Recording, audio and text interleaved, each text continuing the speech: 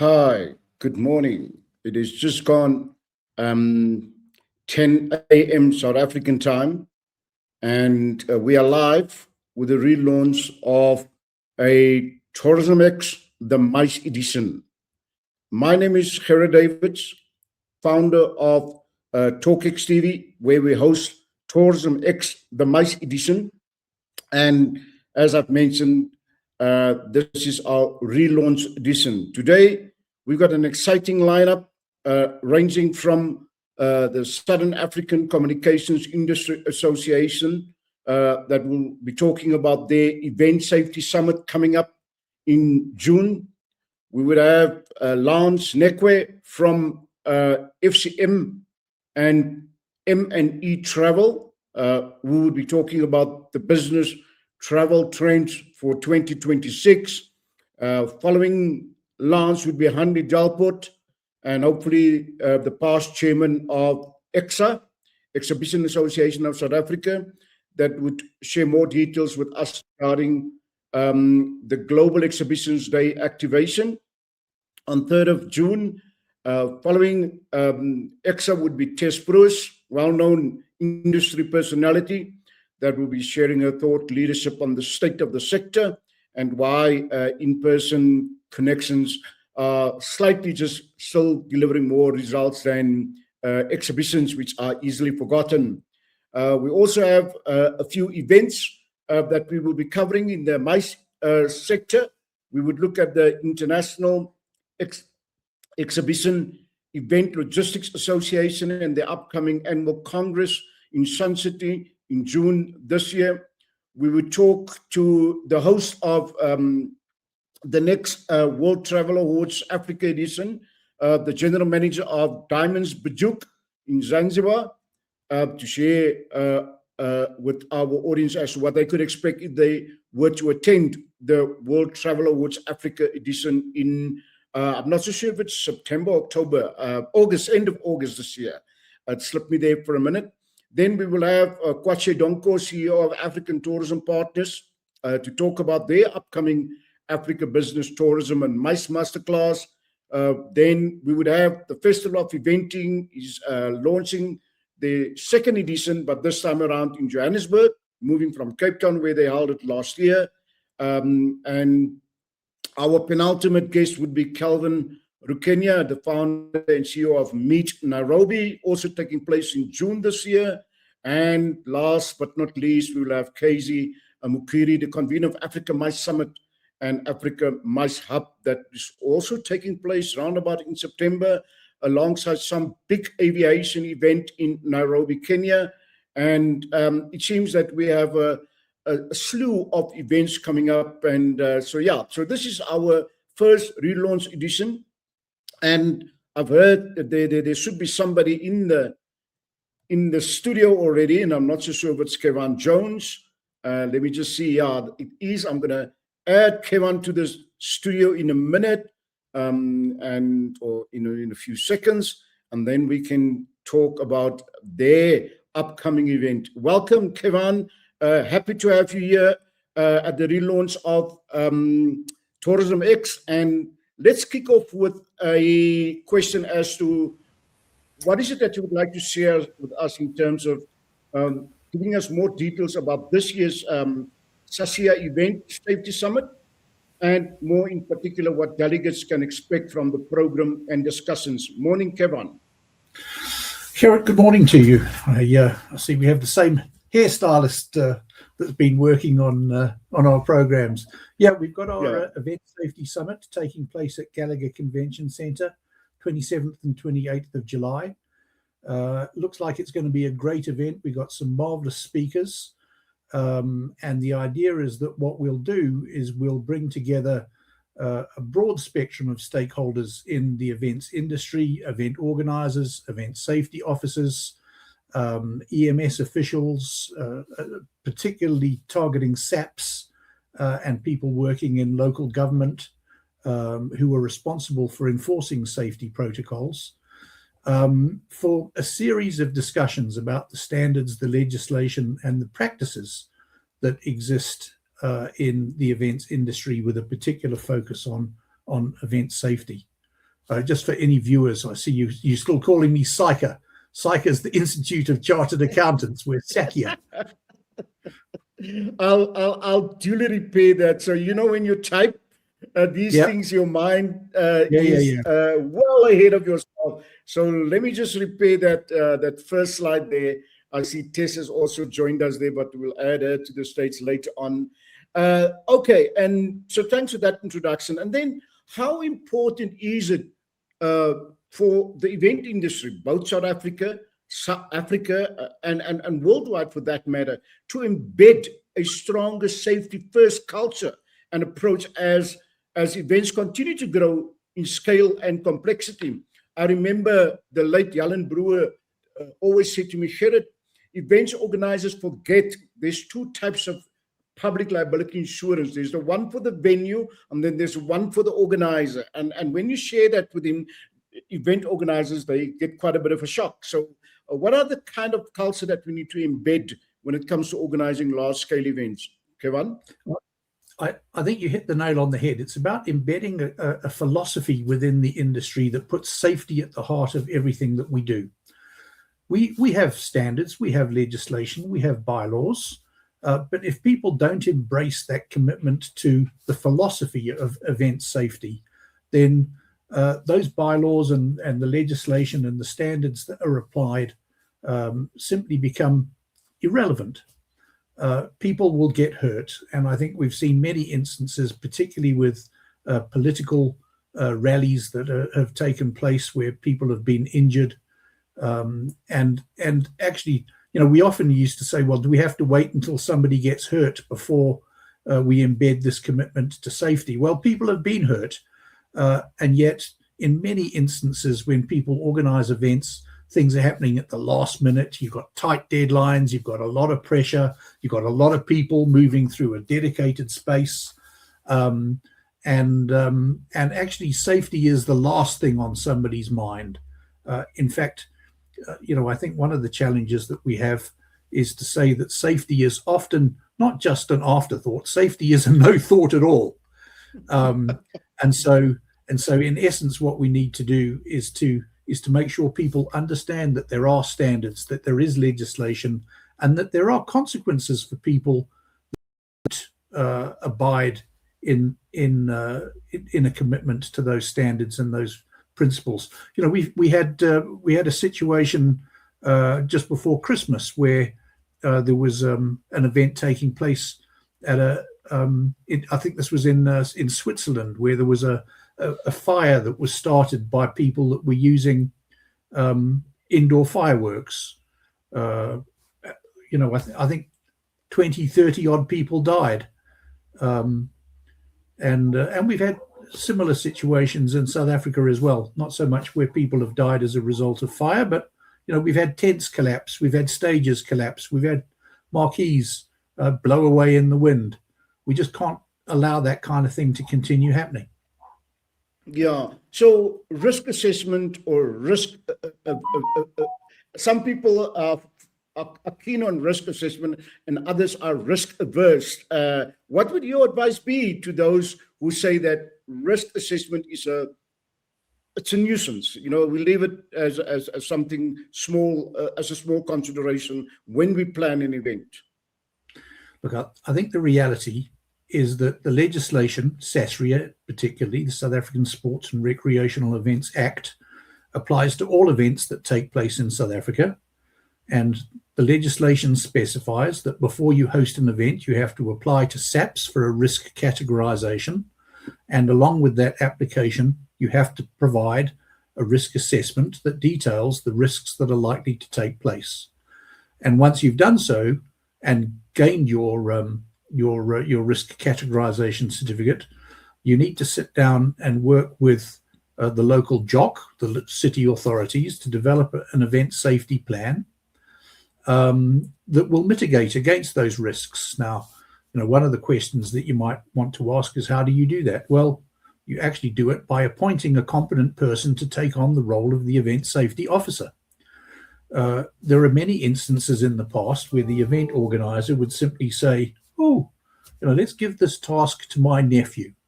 He doesn't have anything else to do. And, this is an easy job, but it's not. Event safety is a complex task that involves multiple facets of an event. And if it's not done properly, people will get hurt. So then the question is, well, how do you ensure when you're appointing somebody that they are competent, that they know what they're talking about? One of the things that we've been doing, sorry, Wes, so one of the things that we've been doing with SACIA is that we have developed, along with SACWA, a professional designation for event safety officers. So now you have the ability, when you're appointing a person to take on the role of the event safety officer, to say, tell us about the qualifications or the professional designations that you have. Yeah. The consequence, if you don't employ a competent person and something goes wrong at your event, you're the person, as the event organizer, that's responsible. You can't pass that liability on to somebody else. It's you that is on the line. So when things go wrong, if you haven't appointed a competent person, you're the one that's going to bear the consequences. Great. So leading on to that, Kevin, you have the Event Safety Summit coming up in June this year, is it? And July 27th, 28th. Okay, thanks for that correction. What practical outcomes do organizers, safety officers, and government stakeholders that hopefully will attend, what is it that they could expect as a kind of a learning and exchange or a platform at this year's edition of the summit? So we've got some great speakers that are participating in the event. Gayton McKenzie is our keynote speaker. He's going to be talking about some of the mega events that he's got in his sights to attract South Africa.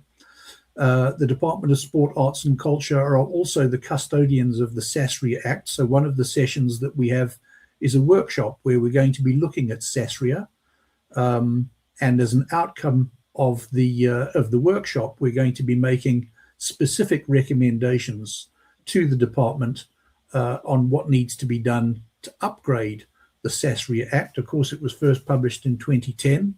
There was a SASRIA Amendment Act that was published in 2017. But in essence, SASRIA was published 15, 16 years ago.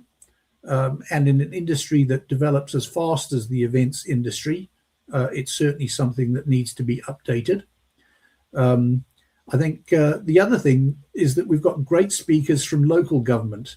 And one of the things that we really do need to do is to create greater collaboration between local government, who are responsible for enforcement of bylaws and the enforcement of safety standards, and event organizers. And one of the sad things, I think, is that right now we're in a situation where the relationship with or the relationship between event organizers and local government is largely confrontational. They want to enforce rules. We want to get our event on the ground and running. Everybody wants to create a safe environment, but conflict. Yes, and actually, one of the key elements that needs to come out of this is to create an environment in which there is greater collaboration, cooperation, where local government and event organizers are working together to create a safe working environment, a safe event spaces, rather than that conflict that seems to exist at the moment.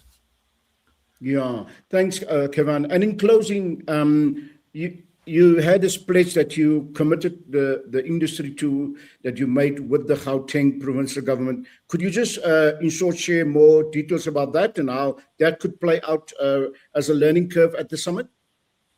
Well, so the document that you're talking about is called the Gauteng Integrity Pledge. So it was developed by the Gauteng Ethics Advisory Council. And one of the things that we're going to be talking about during our summit is the importance of ethics in the events and entertainment industry. And in particular, one of the challenges that the Gauteng provincial government has been looking at is to say, within their procurement processes, how do they ensure that when they award a contract, they award it to somebody that is competent, that is ethical, and that can do the job that, they want to know that that when they buy a tin of baked beans, they're going to open it, it's going to have baked beans in it? How do they make sure they appoint the right people? And essentially what we have done with the Gauteng provincial government is signed this integrity pledge in which we will work together to promote ethical business practices in the events and entertainment industry, and where we will hold members that are found not to have behaved in a responsible and ethical fashion accountable for those, for their behavior. We can't allow people to get away with doing slipshod jobs. They need to embrace that commitment to safe working practices, but they also need to do so in a responsible and ethical fashion, and that's what the Integrity Pledge is all about.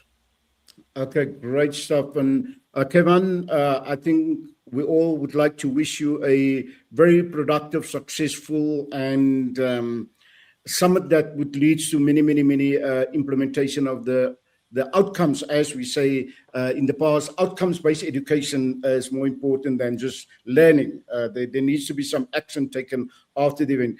Kevin, I need to get it right, Kevin. It is the South African Communications Industry Association, SACIA, is it in short, and not SAICA? That is the accountants. Kevin, yes. Thanks for coming along. And we'll hopefully would like to have you maybe just shortly before the summit to make a return and perhaps just talk about the agenda in detail. Thanks for coming along. Until next time. That's fine. Thank you. I appreciate it. Cheerio. Thank you, Kevin. So we were supposed to have Lance Nekwe next up, but I'm not seeing Lance in the studio. If I'm mistaken, maybe Hanley and Sibushusho, with your permission, could we then deal with the extra presentation or conversation? Let me just add you to the stage. Okay, great. Good morning. You guys can hear us loud and clear? Yes, we can. Morning. Yes, we can. Hanley. Thank you. Good morning. Oh, that's a strong voice coming through there. So I invited Exa to come along and to, in particular, talk about the upcoming celebration and activation around Global Exhibitions Day. Sabu or Handy, the floor is yours. Whoever would like to shoot can start and share with us what is the intention around this year's celebrations, and give us more details on your activities, in particular on the 3rd of June, when we celebrate Global Exhibitions Day. Welcome. Thank you. Thank you for that. Good morning to your fellow listeners and Hanley. Good morning. Well, the Global Exhibition Day is a celebration that's been held for over, it's the 11th year currently. And it's organized by UFI, the Global Association of the Exhibition Industry. It's aimed at obviously celebrating our industry with more than 900 participants across the globe who will be celebrating in different ways. Some do training, some do staff wellness programs, and many like us will be doing something fun to celebrate this day. Okay, great. Hanni, anything you would like to add to that introductory words? No, just joining in on the global platform with our colleagues from across the world to celebrate this wonderful industry that we work in. And so it's an opportunity for us to showcase the work that we do and the passion that we have for what we do, and maybe tell people a little bit more about this wonderful career. Perhaps you could elaborate on that, Hanli or Sabu, because a lot of people are not particularly aware as to what are the aims and objectives of Global Exhibitions Day, to portray the industry as a value-added segment. And a lot of people see exhibitions, they attend exhibitions, but they don't see the economy behind it. And I think that's perhaps also the aim of the celebration, is to say to people, this is what we're about. Could you elaborate on that, perhaps? I'll start off. I just want to say, people don't think this is a real job. If you tell people you work in exhibitions, they say, but so what do you actually do? And you say, but that is my job, So we actually want to open people's minds to this wonderful career path that we've all chosen. And there's so much more to events, which is like the umbrella name for everything that we do, but there's so much more. Infrastructure supply, you look at your AV, you look at furniture supply, you look at the stand builders, you look at so many other aspects that are all involved in event management. So what we want to do is really just tell people we are here, we are playing a big role in the economy, and this is all the different facets of the work that we do. So Sabu, if you want me to continue about what we're planning for next week, I'm happy to. So we want to locally, test the skills of our members in terms of teamwork, creativity, and problem solving, because that's all the kind of things that we do every day. Every day, all our members are challenged with certain things. So we're going to go to Joburg Expo Center, where we will have 8 different pit stops that will be manned by some of our members and other associations like EGF and Sakia that we've partnered with, and then we will put our members and people that have entered for this through some tests. They have a time limit and they have to complete certain challenges within that time limit. Some of it will be creative ask of them, some of it will be a skills test to see how fast they can build something, and others will be to solve like a puzzle. But also in keeping with our environmental policies that we support with EGF, we want to put people on bicycles. They need to, use their power, their leg power, to make themselves a smoothie. And that is also to keep it within the greening space that we also support as an industry.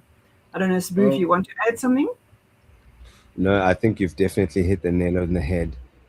Maybe just to also add on to what Mr. Davis had also asked about, what is it about our role in the eventing industry?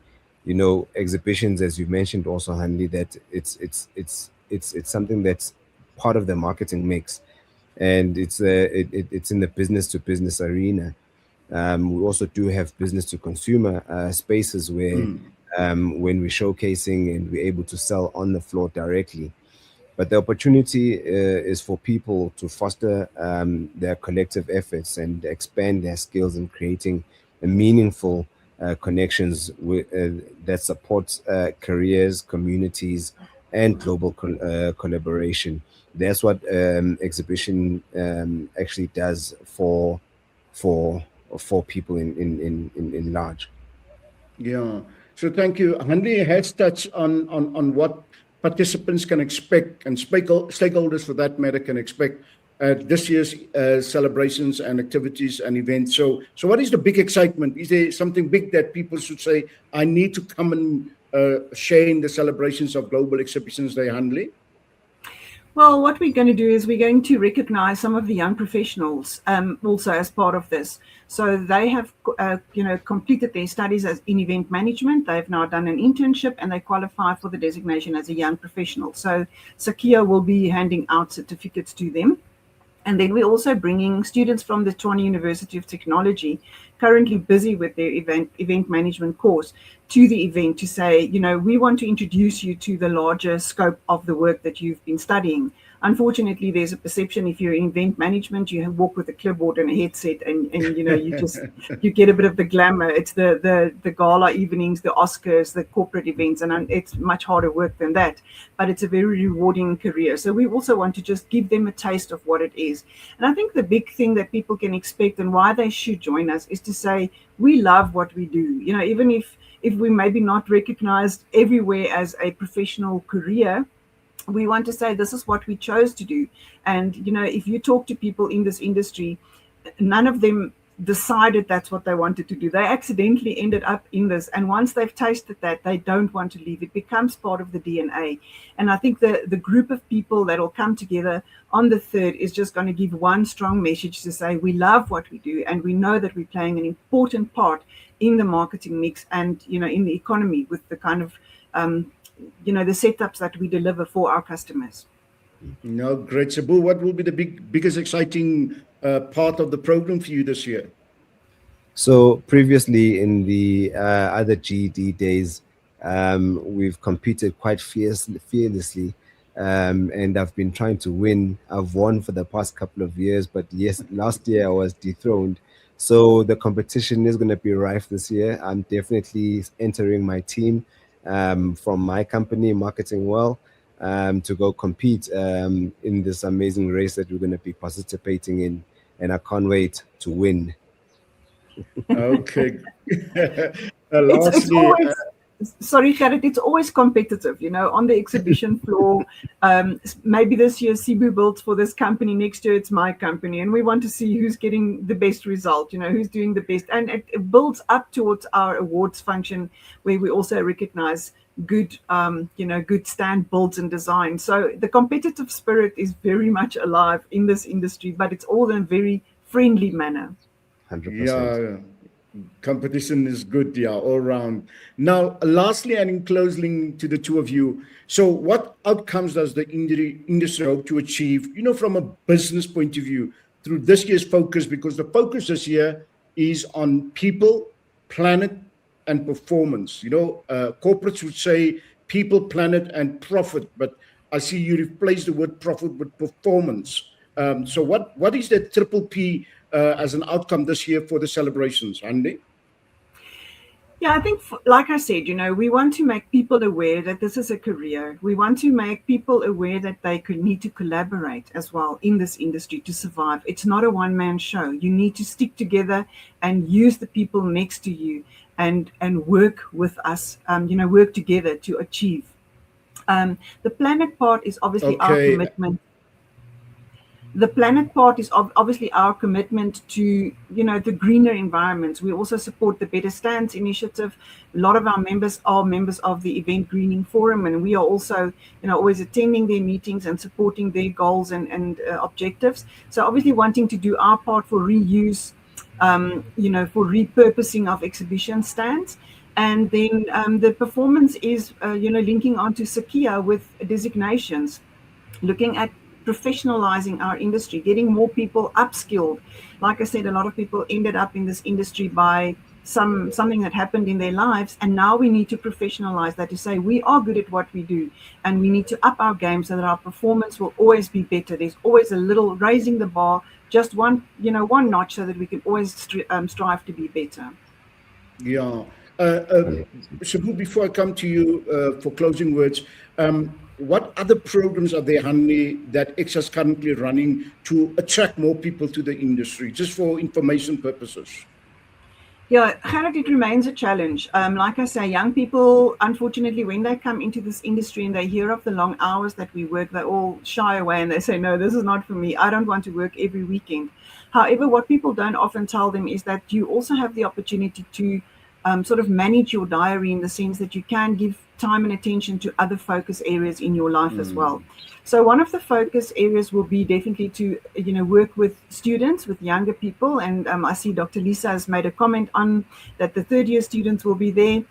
And that's what we want to do. We want to take hands with the students, of Cape Peninsula University of Technology, TUT here and closer to Gauteng, and all the others in the event management training space, and really see if we can nurture the next generation of stand builders, organizers. We need people to come into this business to become the next event organizer or the next stand building company. And that is our focus, to really work closer with them, take hands and strengthen their curriculum. No, great stuff. As I always say when I attend these travel and tourism exhibitions, I see very few young people attending. And I'm concerned, because if the likes of us is no longer there tomorrow, are they going to take over, and how? Or is AI going to take over, for that matter? Thank you, Hanley, for your contribution. And in conclusion, Sabu, last few remarks from your side about EXA and global exhibitions that are coming up? Yes, thank you. And I think Hanley has put a nail on the head there. And I don't have much to actually say. In my past tenure as the chairperson, the drive has always been about the young people. A lot of us are quite on the older side. So we definitely need them to be coming back on board. So with the Global Exhibition Day also, this is a hope that we can attract them using fun ways, so that they can know and understand. Because some people, as Hanley definitely said, they trip and fall and end up in the exhibition industry. They don't necessarily know what it is. So we're definitely hoping for for the younger crowd to come through.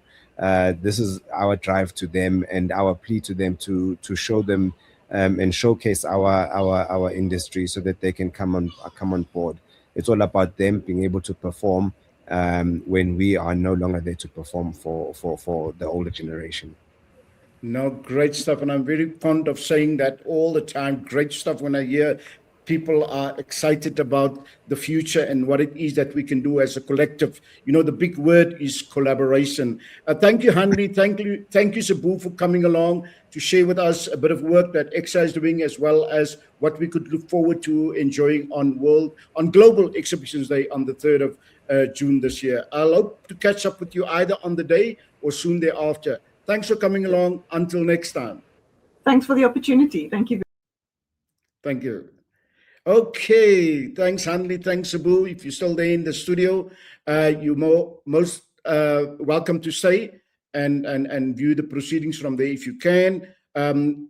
Like Dr. Whitman that made the comment, I would just like to invite others as well if they want to make their comments, because we can easily post it on the live stream itself.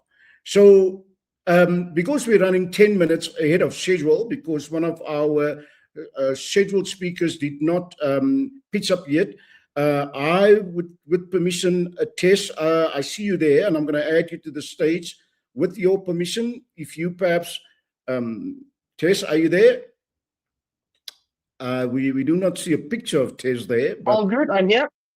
Oh, you're there. How's the flu coming along, Tess? Morning. Morning. You can probably hear my sexy Greta Garbo voice. So the flu is coming along just nicely, thank you. Otherwise, all good. Nice and wet in Cape Town at the moment. I don't know how much I can turn my camera on. Yeah. Can you do it for me, perhaps? No. We all good. Whatever we desire, that's how we. There we go. Yeah. No, great. Nice to see the face to the voice. So Tess, the reason why we invited you is that you recently stated in the April edition of Business Events Africa, and I quote, you said, "It is remarkable how quickly the energy of Meetings Africa fades into memory." And that would probably go for all other events, if I may have liberty to add. And you said, yet the impact of what follows often proves far more enduring. The impact, what follows, often proves far more enduring. And you said that beyond the exhibition floor, it is carefully curated familiarization journeys that truly shape perception, where we now visit the suppliers, the product owners, that truly shape the perception of what is on offer. And you also said that it unlocks new opportunities and ultimately influence incentive travel decisions from where you sit. Kindly share with us a broader perspective on your statement. Pleasure. Well, so we've all been to exhibitions, trade shows, all these good things. But the fam trip is so critical in selling your destination. And it's something that can be so easily scrambled up, leaving a bad taste, leaving a bad impression, not just for the DMC or the tour operator, but certainly for the destination. So we are in serious competition from an incentive travel perspective. Globally, we compete against Australia, we compete against Thailand, we compete against Brazil, many, many other destinations. So you have one opportunity to get it right. So if people come out for instance, a Meetings Africa, and you do a familiarization, we just call it a FAMPA for short, make sure that you blow their minds. Because for many of them, they've never been to Africa before, let alone South Africa. And that experience has got to leave a lasting positive impression. Because first of all, they come with preconceived ideas, about security, which is, we have security issues in some parts of the country, but we have to explain to them that where there's certain pockets, we don't pay tourists there. That's localized. It happens, but it's we're not going to say the problem's not there. So the first thing we have to do is allay those fears of security. There are still some people who think that we have elephants walking in the street. Well, guess what? If you go to Joburg, Botswana, you do. So it's not completely unusual. Then we plan it in such a way that the people who are on the fam trip, and quite often they're strangers, haven't met before, and I'll explain the difference between a fam trip and a site inspection shortly, they haven't met before. So now you have to pray that the personalities get along. And we were really fortunate with this last one. We had 4 people from all different walks of life, literally Brazil, Spain, Italy, and Kenya, actually. And they got on like house on fire. What a joy. So on top of curating all the experiences, you sometimes have to manage personalities as well. Sometimes there's just one person that complains about everything. Doesn't matter how hard you work, how much you treat and spoil them, always something. But we were really lucky this time. They were just a bunch of fun and funny people too. And little surprises, stuff like our hot air balloon safari. Unplanned. But now, are you keen to get up at 5 o'clock tomorrow morning? Why? Well, hot air balloon safari. And then, people are blown away. And then we come to Cape Town, the little gifts, curated gifts. And also, some people love gifting, but consider what can I put in their handbag or in their suitcase and take home. Because quite often, people travel with just a carry-on. So there's no point in giving them big and beautiful sculptures and big leather bags and things like that. They end up leaving that home. So give them small, personalized gifts that they can take home, often share with their family if it's not something that's going to sit on their desk. And then, sidecars, vintage cars, all of those things. Write it into the program as if they are the people experiencing the incentive trip. So that's already a big win because now they've actually got something to take home to sell to their clients. Because most of the time, the people who would attend our fam trips would be agencies or incentive houses. So they then have several clients, be it the BMW, Hewlett Packard, Fujitsu, Siemens, whatever the case might be. And if their clients hadn't been to South Africa before, one of the first things they're going to do, in fact, one of our people did it, is put forward a presentation of the entire trip that we've done, including the winelands, going up Table Mountain, doing a little brandy tasting at Van Ryn's, those sort of things. So he created his own story and published that. And we've already had 4 inquiries just from that. So it's really a case of showcasing your destination to its best. And in order to get that right, your relationships with your service providers, with your partners, your hotel, venues, restaurants, has got to be so, so critical because those are the people who deliver at the end of the day. So on arrival, there's my company logo on the screen, Welcome Crystal Events, with, everybody's names, beautiful little snackies, drinking on arrival, and a welcome from the general manager. It all adds to the points. I've had experiences where I arrive at a hotel, nobody's expecting me, even though I confirmed it the day before, and it took 20 minutes for the duty manager to arrive, who said, I haven't got time to do it. My receptionist will show you around. So we ended up going into venues that were locked, rooms that weren't ready. And guess what? Client didn't buy the hotel. So those fam trips and site inspections are often a make or break situation. And then just to explain the difference between the fam trip and the site inspection for the younger people in the industry, your fam trip is usually a collective of people from different companies. And that would sometimes, take place after a Meetings Africa or in Durban, something like that. Or the company would invite, at our own cost, invite several agencies and put together a trip for them to showcase the safari experience, the Cape Town, Victoria Falls, all of that. A site inspection, and it's something that I've got arriving today, is when the client is specifically looking at your destination with the idea of bringing a group to the country. So in this case, we are in competition with Thailand. So we now have to blow the client away. So it's the agency coming with their end client. And after this trip, they will decide, are we going to South Africa or are we going to Thailand? So again, we've got one opportunity to get it right. And then you pull out all the stops. You just make sure that they get the best service, the best restaurant, the best experiences, surprise helicopter trip around the peninsula, and those sort of things. I think that's my story in a nutshell, really, is to make those first impressions, make the right ones, and ask the right questions, because we also learn from our clients, because every industry is different. And clients also have their own preferences. Some prefer a more classic hotel, some prefer a very modern hotel. And we've got to listen, we've got to pay attention and ask the right questions in order to deliver the right product. Thank you, Gerrit. No, good, Tess. Thanks for that wisdom that you shared with us now. So just in closing, and I'm putting you on the spot here now, if I have to say to you, the big word for this year is collaboration, what would your statement be to the industry at large around collaboration as a collective? Thank you. It's critical. It's not optional, it's critical. It's quite true what Hanli touched on earlier, and I think given to a point as well.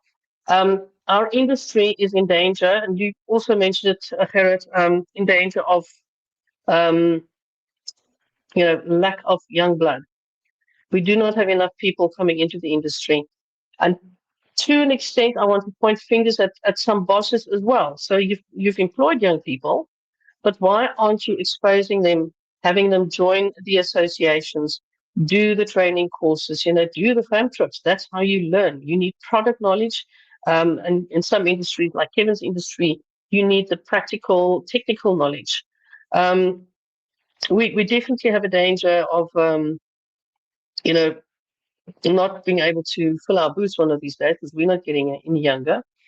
And what concerns me is the lack of experience.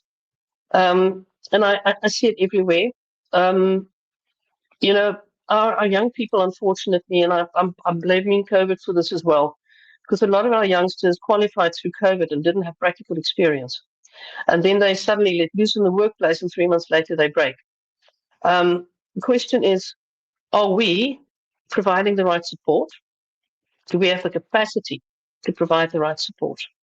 We definitely have a skills problem, a skills shortage amongst our young people. And I really think as an industry, we need to take a deeper look into that and find a way, whether it be workshops, road shows, I don't know what it might be, but we need to train our industry and actually get new people interested in what we do. Because, as you say, a couple of months down the line, we're not going to have people to run our hotels and our event management companies. And therefore, collaboration at the moment is key. I do it. I invite competitors actually to partner with, because I know this person can get the job done. I don't have to, watch over his or her shoulder all the time to make sure that things are being done, that things are communicated correctly. So, and I did it last year with a very big group as well. In fact, we were 5 different companies working together on operating a huge incentive group. And, they become part of my company, and vice versa. If I help them, I become part of their company. It's an extension of our industry, really. So we do have to collaborate. And I think we've done so successfully in quite a few cases. That's me. No, thanks, Tess. That's where we have to leave it for now. Hopefully, we'll catch up end of next month again, and we'll perhaps touch on another topic that the industry should sit up and listen to the wise words of Tess Burrows there. Thank you, Tess. Until next time. Thanks, everyone. Bye. Bye.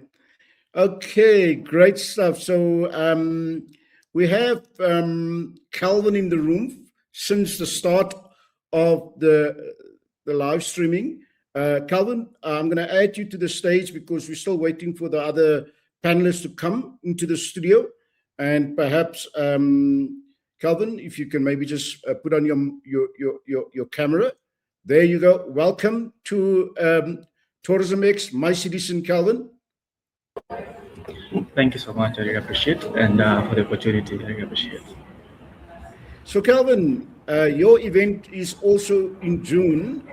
Meet in Nairobi, if memory serves me correct.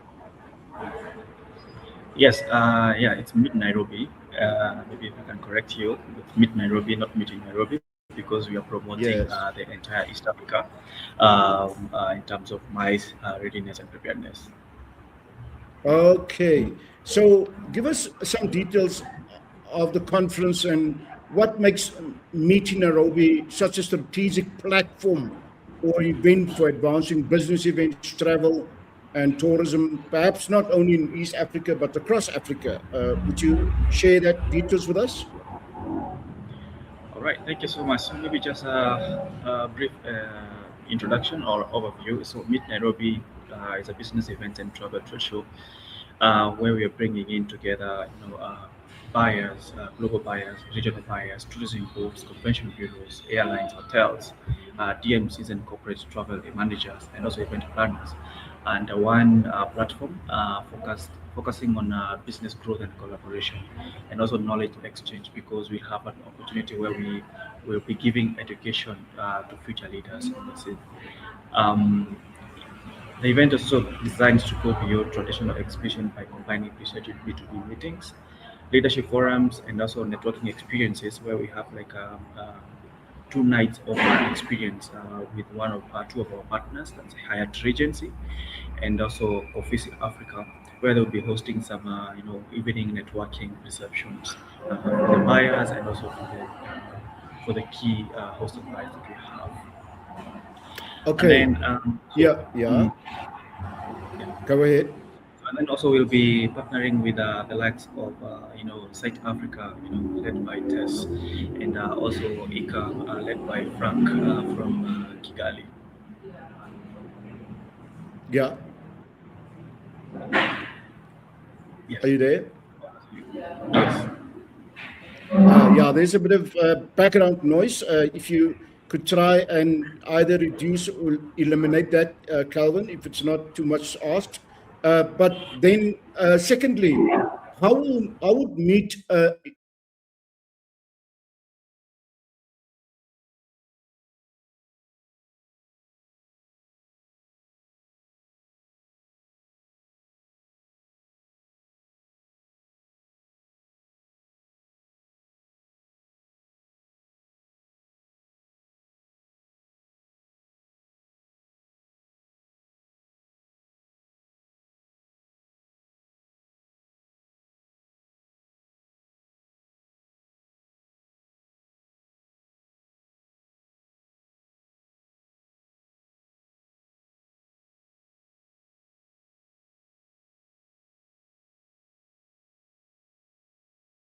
Will be creating a high targeted environment for business hosting, partnership, and also market expansion.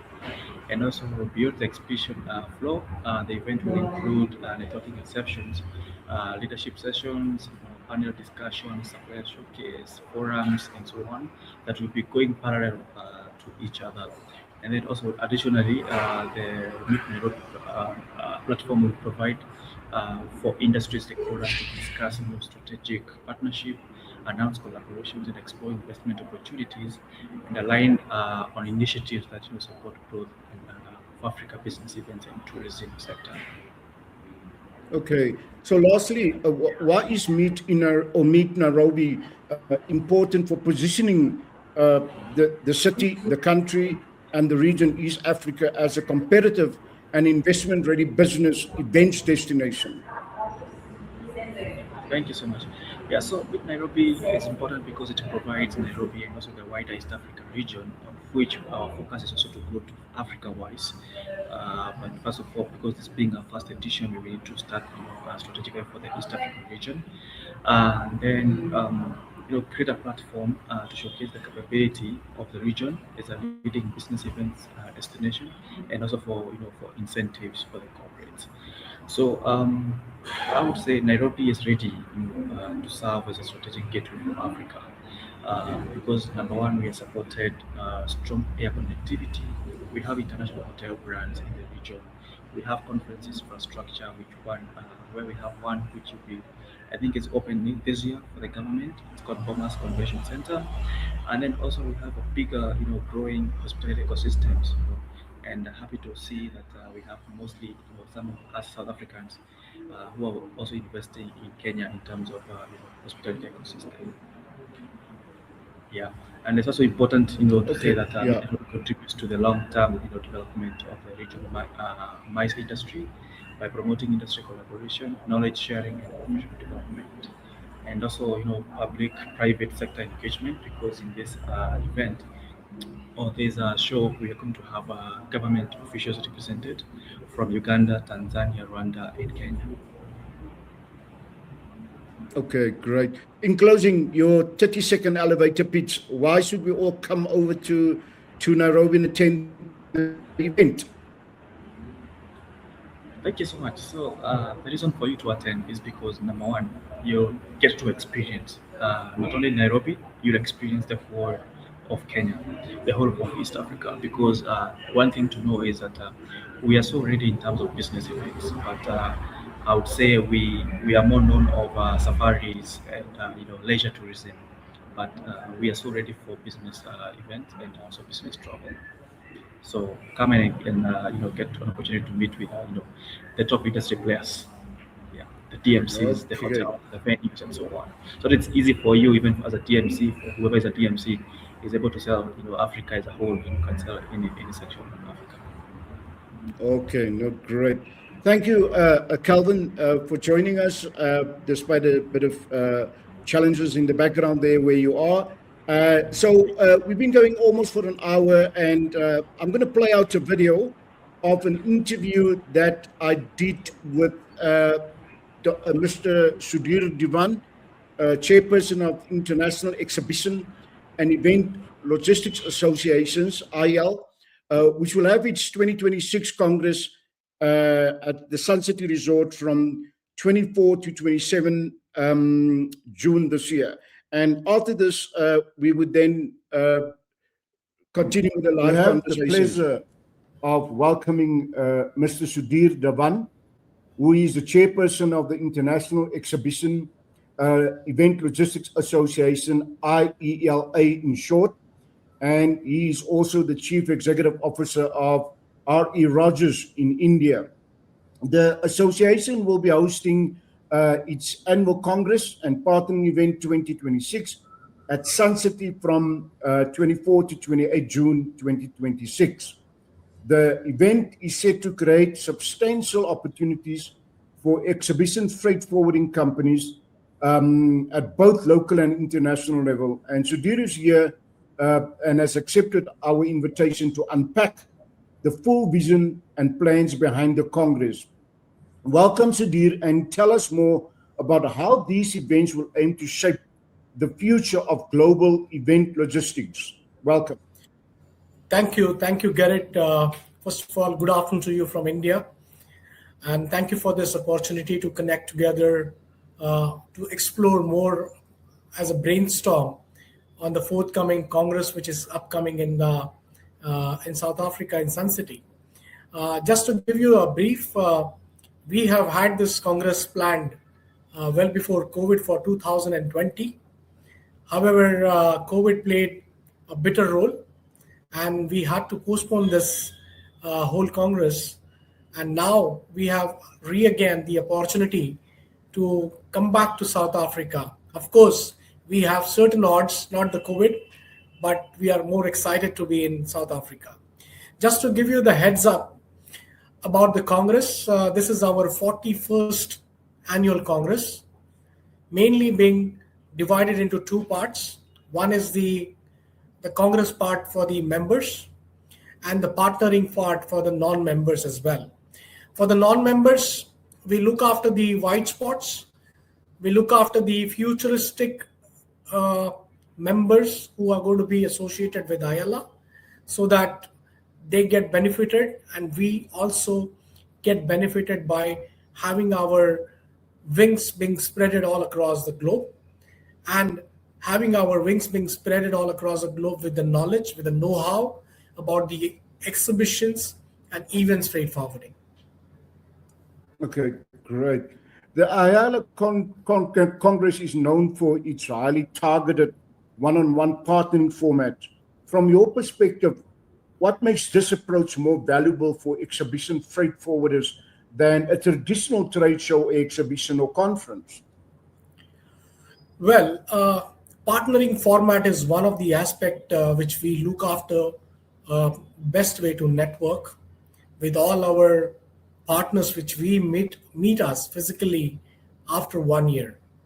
So we all wait for this day to come, and we all wait to make sure that we put across the table what the year was to each other and how we can take forward the further forthcoming challenges, or how we can make sure that the smoother will be the journey in the upcoming year. So that's the whole perspective behind the one-on-one. But other than the partnering side, we also have the keynote messages from the speaker. We also have the South Africa, the African-based market review from one of the speakers, which will be like giving us a very good idea about the African market, the whole economy, how the exhibition industry is prospering in Africa, and how beneficial we can be in the near future as far as exhibition event logistics is concerned. Up to you. Yeah, great. So hosting the 2026 edition in South Africa, it places the spotlight primarily, as you've mentioned, inclusive of the African component. It places the spotlight on the African exhibition logistics sector. What opportunities does this create for local and regional companies looking to expand their international network and partnerships beyond the African continent? This is a very good question, actually. We are coming to South Africa. We do have some members in South Africa who are veterans IALA members for a long time. However, to expand beyond South African continent in terms of the African reach, this Congress is very, very important for us to initiate the dialogue, to make sure we connect with the like-minded forwarding companies who are also specialized or who wants to be a part of IALA, to expand their growth, to expand their wings all across the exhibition forwarding industry, and to cater to Africa and the African continents in such a way that the motto or the mantra of the exhibition event logistics DNA gets spread very well into the African energies, I can say. Yeah, leading on to the aspect of logistics. So logistics in the exhibition sector is evolving rapidly, particularly around customs compliance, sustainability, and global supply chain efficiency, and the challenges we find therein. So which industry trends do you expect to dominate the conversation at the 2026 conference? In the global supply chain of the logistics arena, I must say the exhibition event logistics is a very, very different takeaway. It's a very, very different product. It doesn't only stand on the compliances of customs, sustainability, etc., etc. It stands on a commitment. It stands on a partnership. It stands on a great deal of deliverables in terms of 24/7 services.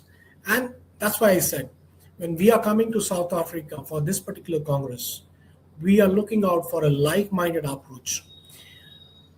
From the futuristic perspective, to develop this whole concept of the exhibition events logistics into the African continent in more and more and in better manner, so that the message travels to the whole world that look, IALA has a solution for the exhibitions and events logistics business.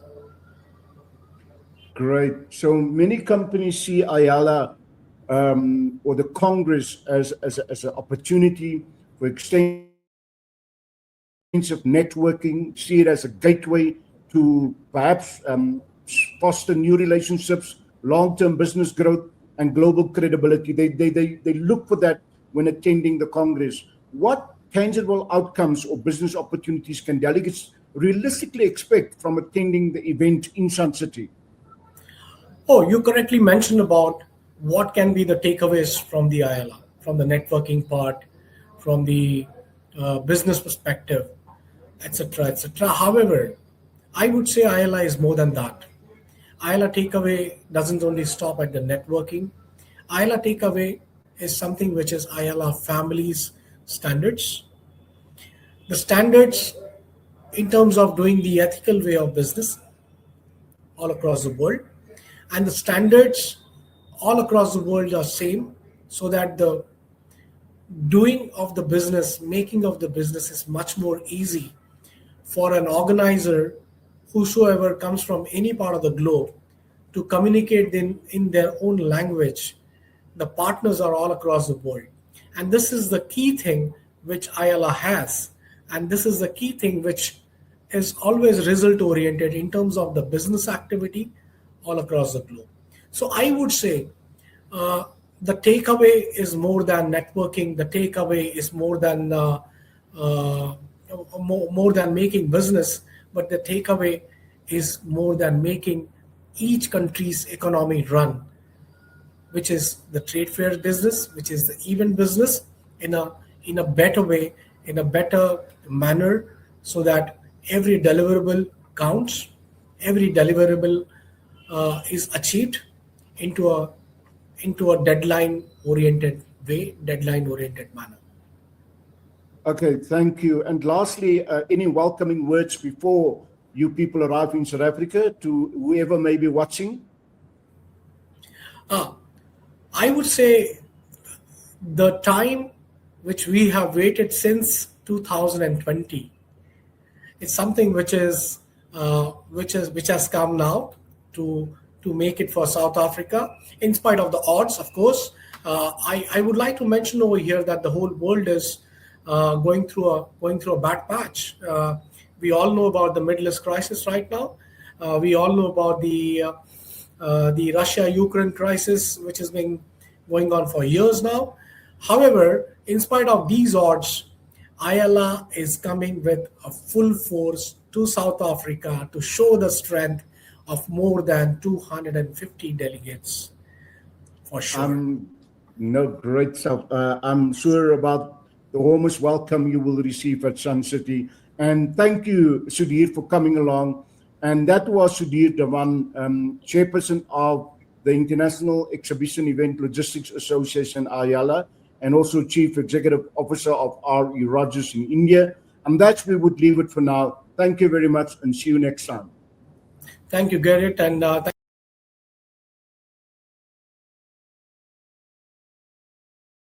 Okay, great. Am I on stage there again? Now, thank you. That was Sudhir Dhawan, chairperson of IALA. And if we have to move on, we're not following the script of the program because some individuals have not arrived in the studio yet. But Kezi has been there also since the beginning. Kezi, I'm going to add you to the stage, convener of Africa MICE Summit. If you can maybe just, I see you twice there. What's happening? Kezi, welcome. Can you hear us, Kezi? Yes, absolutely. Yes, I can good morning. hear you well. Good morning. I'm not sure why there is two of us or two of myself, but this is just me. Blame it on AI. Thank you for having me. Blame it on AI. Why there's two of you? No, great. There we go. There. AI heard us and ran scared. Okay, great. Kezi is the convener of Africa MICE Summit. We're going back to Nairobi.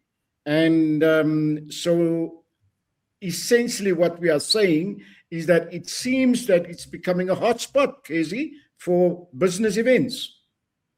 Absolutely. Nairobi is obviously very strategically positioned for business events. It is a business hub for East and Central Africa. It's a diplomatic hub for the continent. A lot of activity going on in terms of conversations on trade and investment, diplomatic relations for Africa with the rest of the world. A lot of that dialogue does actually happen in Nairobi. So you're right to say that it is a hotspot for critical conversations for the continent. And as a matter of fact, Kezi, that the Africa MICE Summit coincides with another big African aviation summit just a few kilometers from your venue. Absolutely.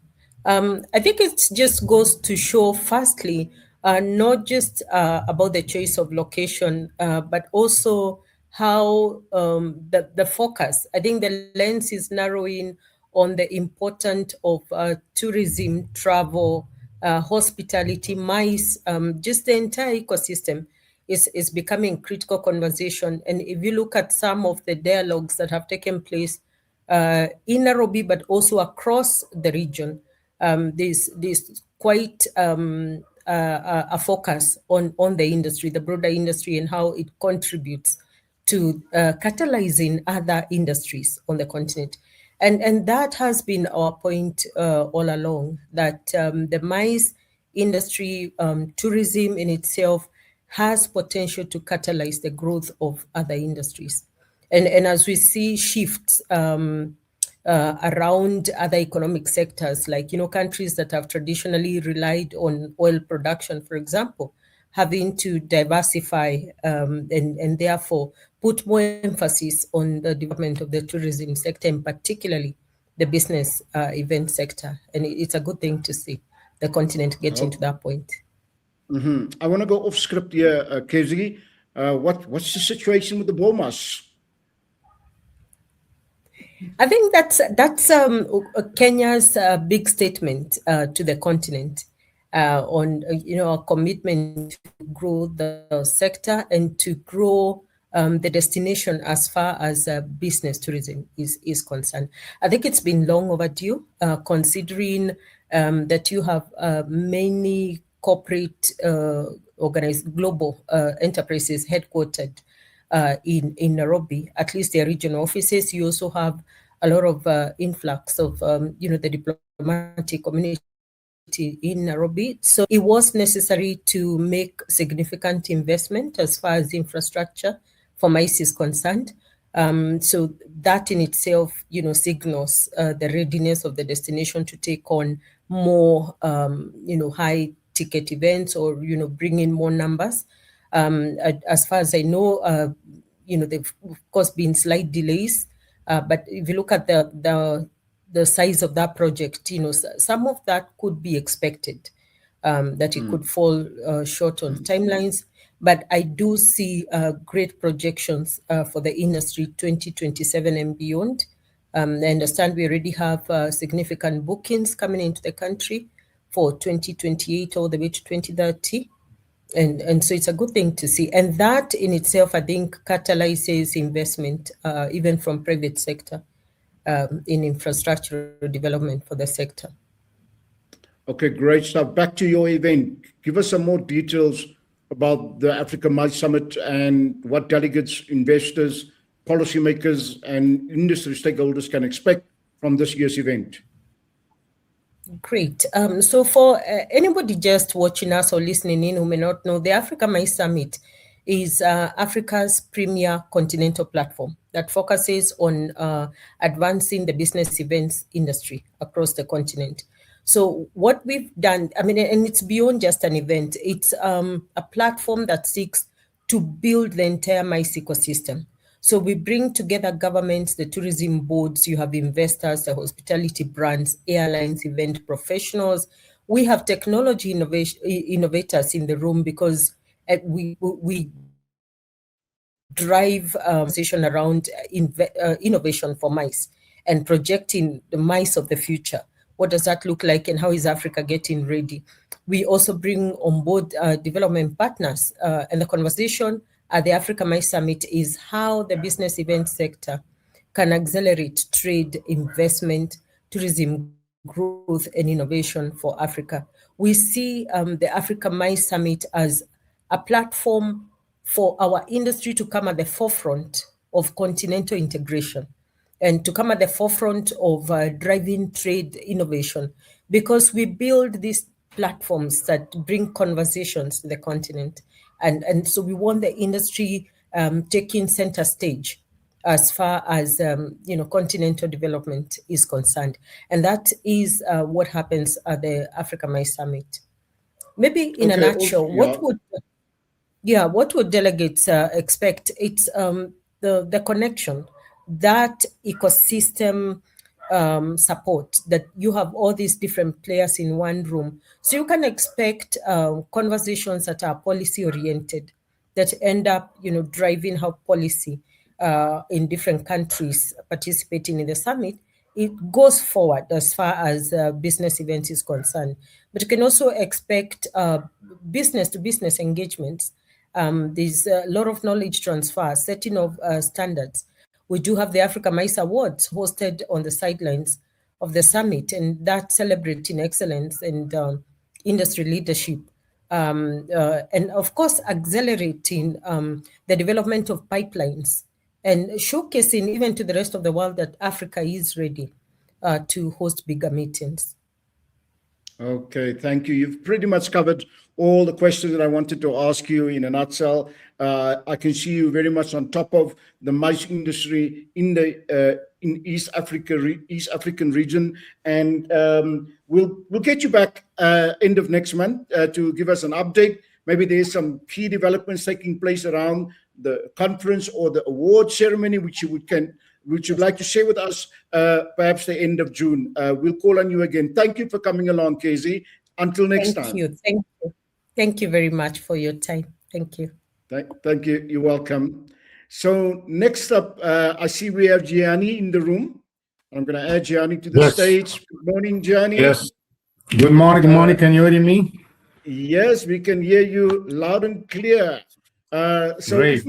if my French pronunciation is good, Gianni represents Diamonds Bezoek Resort. Yeah. Is that how you would say it, Gianni? Yes, Diamond Bezoek Resort in Zanzibar. I thought it's much Zanzibar. Yeah, I went onto Google and it says Bezoek and not Bezoek. Yeah.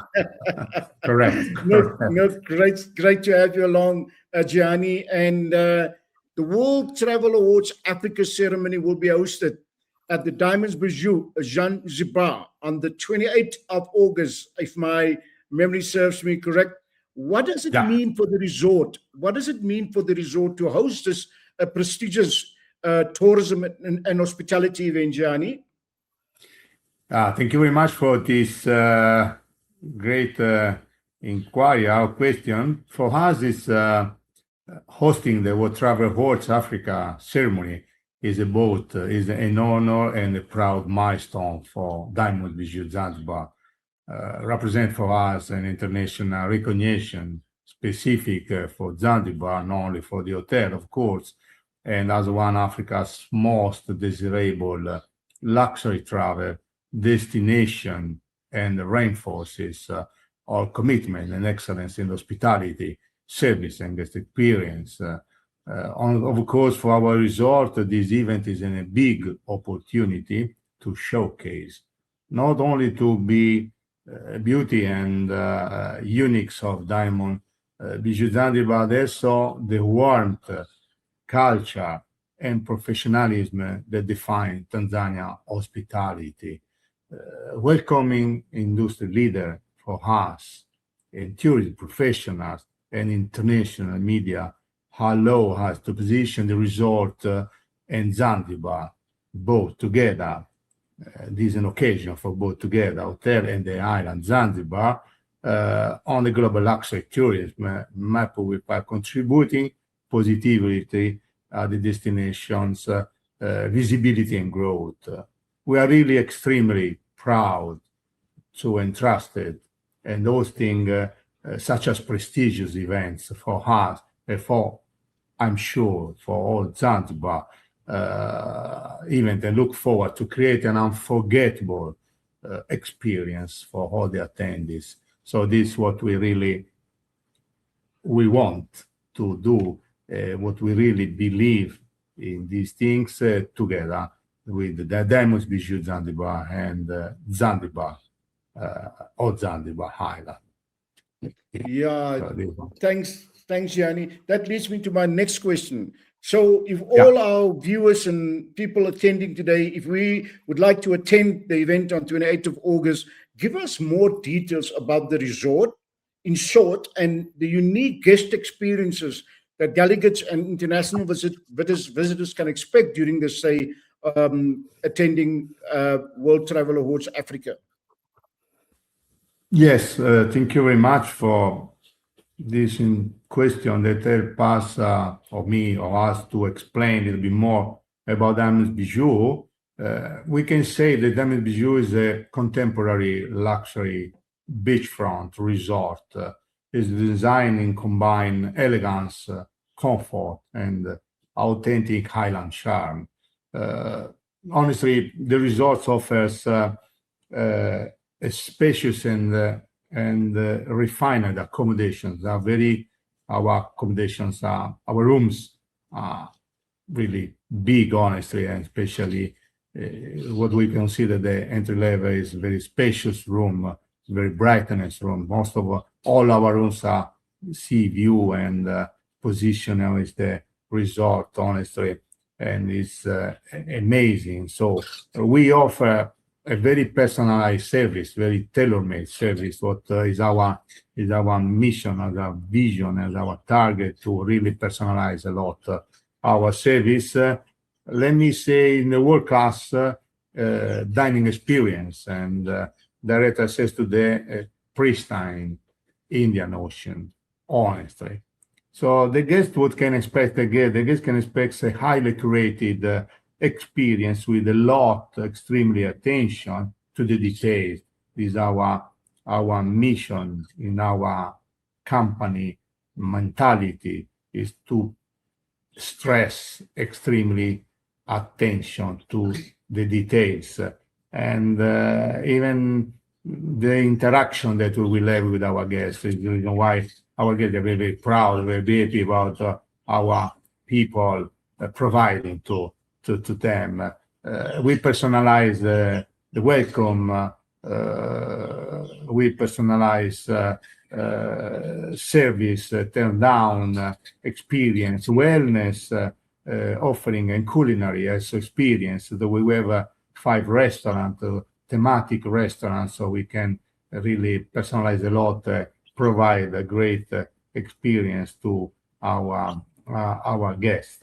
Anyway, so we want at the end to create a memorable moments throughout each guest stay. So what we reflect, the resort honestly reflect a lifestyle. Let me say sophisticated lifestyle. Atmosphere is what we create every day. We have a different show every day, especially during the dinner time. We use a lot of the beach. People like to stay, to eat outside, in open space with the show that we provide to them. So and this is the culture that we provide, is the richness for Zanzibar, honestly. In the case specific for World Travel Award, but in general for all our guests that are coming, so we enjoy to have a peaceful and vibrant environment, ideal, honestly, for relaxation, for networking, networking, and also discovery. Anyway, we hope that we work hard to give our guests enjoying and our private beach, our infinity pool. We have infinity pool, we have lagoon pool. That's one of the biggest pool that we have in the island. Even in Tanzania, we have a lot of wellness facilities, even entertainment. I say so. We have a lot of things that are very in balance between the luxury and the authentic island hospitality. So we try to all the time to provide the correct balance to to all our guests that want to live the experience with us in Diamonds Bijou, and specific, in this case specific, with our World Travel Awards guests. They are coming for that important venue that we will have the 20th of August in Zanzibar, anyway. So this is our, what can I say? Yeah. In closing, you have 30 seconds. Elevator pitch. Invite us now, in your own words, to come to the awards at the end of August. In your own words. No, we are starting to working, to preparing, because I repeat, the proudness that we have to be organized this event or venue is very important for all of us. We are very exciting.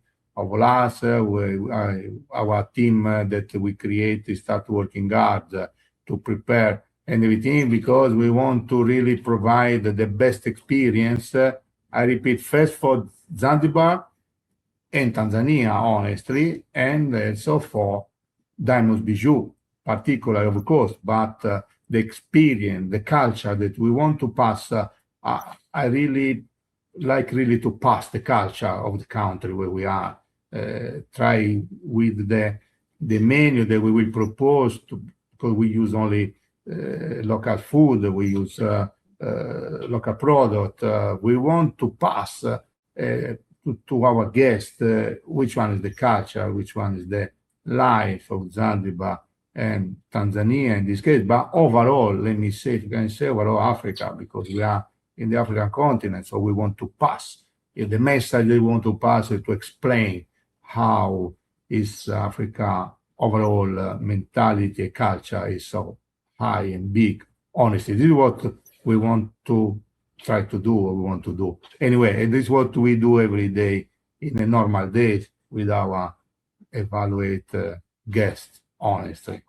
So this one, overall, Thank you, Gianni. Thanks for coming along to share a bit of insight of what the resort is all about and some of the things that will happen during the World Travel Awards Africa ceremony on the 28th of August. And perhaps some of us will come and visit and say hello to you when we're there.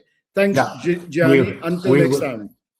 Thank you very much, Gerrit. We wait for you. Very, very welcome all the time. Thanks a lot for the opportunity you give to us to explain how is important what we are going to do and what is important we do every day for the hotel, for Zanzibar, for Tanzania, again, let me say, for all Africa continent. Thank you so much. Thank you very much. Thanks a lot. Thank you. Thank you very much. Thanks a lot. Yeah, thank you. Okay, great stuff. That was Giannini from Diamond Resorts Bijou in Zanzibar, where World Travel Awards Africa ceremony will take place on the 28th of August this year. So I have Letitia in the room. Letitia, are you there? Waiting patiently.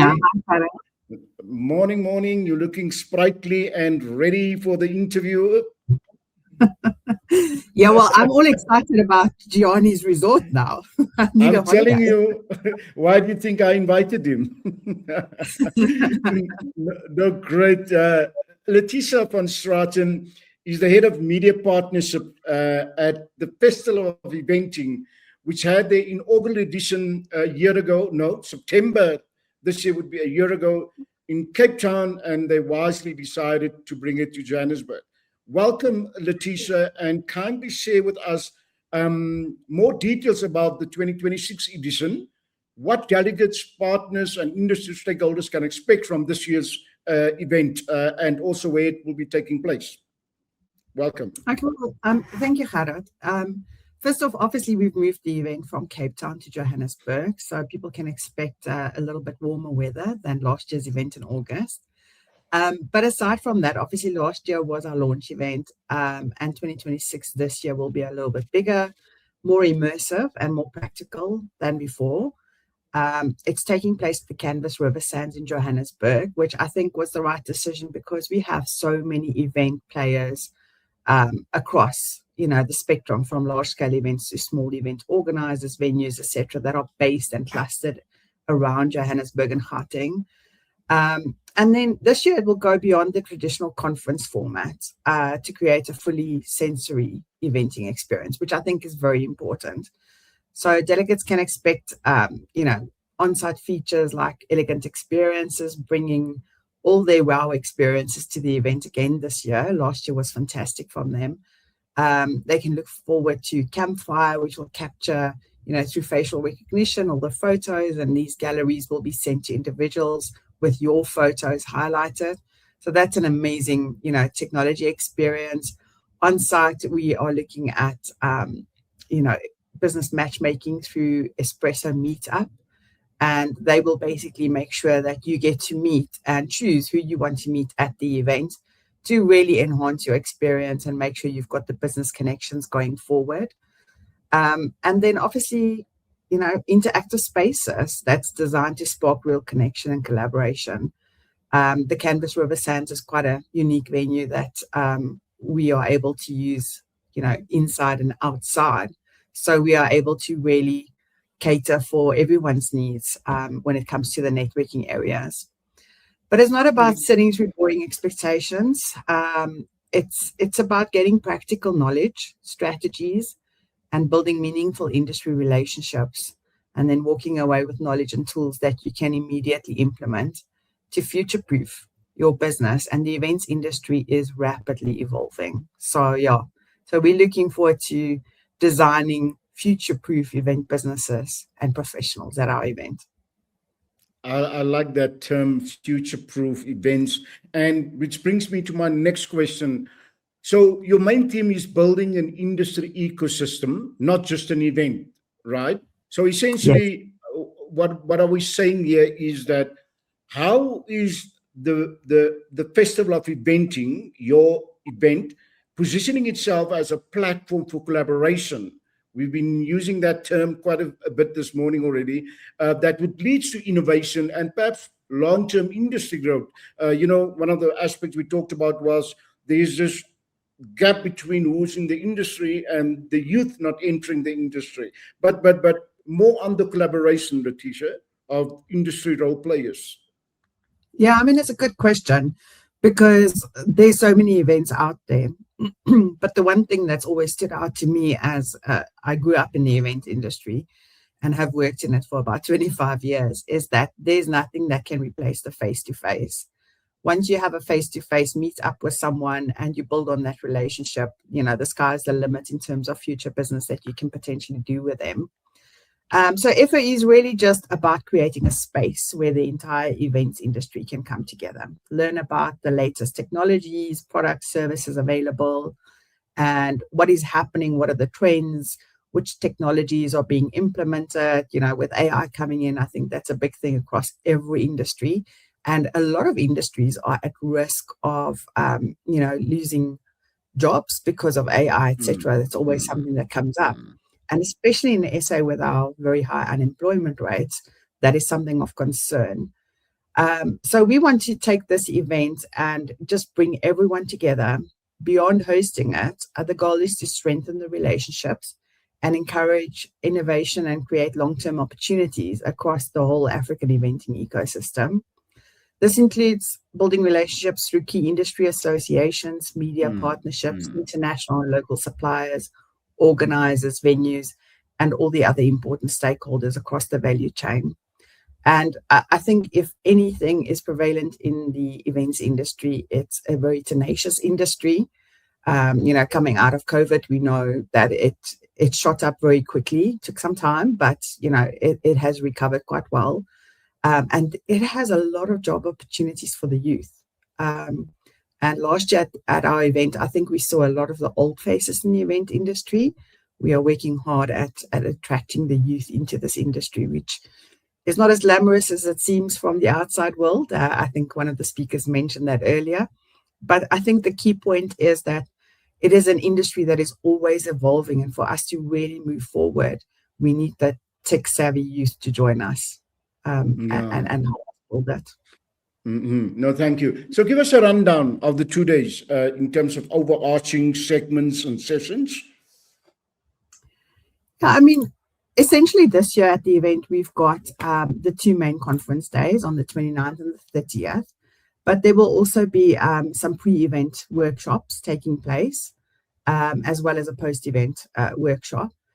The event content will cover, future-focused content like AI integration, immersive technology, data-driven design. I mean, which industry don't make decisions nowadays on data and AI? And I think that, every event organizer, venue, supplier, etc., if they're not integrating these technology, the technology that's available really into their business, they are unable to actually move forward with the times. We've got targeted tracks for bespoke content for suppliers, event owners, and C-suite leaders, because we realize that not everyone has the same challenges, different roles, different challenges, different types of businesses, different challenges, etc. So we want to make sure that through our conference tracks, we are able to cover that. Practical mastery, so the sessions are designed for immediate implementation and ROI. You could walk away from the event with, even if it is 5 good new ideas that you can implement today, it will make a huge difference to your business going forward. And then, the strategic matchmaking, which I've mentioned, I think that is really, really key from face-to-face events, is that you get to meet with the people that is really going to make a difference in your business, that can help you build it, that can supply you with the right products and services to future-proof it, that can help you enhance your experience for on-site attendees or post-event, which is normally when everything falls really flat. We want to make sure that we bring people together and that they get to see everything that is available to enhance their events, as opposed to just, doing the same old formats, using the same old suppliers. And I think it will also boost, the economy in the sense that we will have local suppliers that are able to adapt and offer all these latest technologies to local companies. No, well said. You covered all the topics I wanted to raise with you. And perhaps at our next edition, end of June, you'll come along and perhaps share more about the program, specifically over the 2 days of conference and pre and post events as well. Perhaps there are any other major announcements that you would like to make. So that's where we'll leave it for now. In total, everybody, thank you, Leticia, for coming along. Highly appreciated. And see you next time. Fantastic. Thank you, Gerrit. Thank you. So that's it, everybody. So our next event is on the 11th of June, and we would primarily focus on MICE and tourism membership associations. And then 2 weeks after that, we will come back to MICE events and those activities that promotes the MICE industry. Thanks for coming along. That's where we'll leave it for now. Until next time.